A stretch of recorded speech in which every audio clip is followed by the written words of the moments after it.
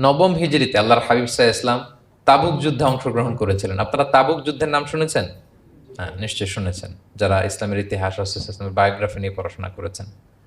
তাবুক হচ্ছে অনেক দূরে মদিনা থেকে। খুব কষ্টের সফর ছিল। তখন খেজুর পেকে সবার ঘরে পাকা খেজুর উঠাতে হবে। আবার প্রচন্ড গরম। আবার সফরের দূরত্ব অনেক বেশি। এই সফরে মূলত কোনো যুদ্ধ সংগঠিত হয়। তাবুক যুদ্ধে কোনো যুদ্ধ হয় নাই।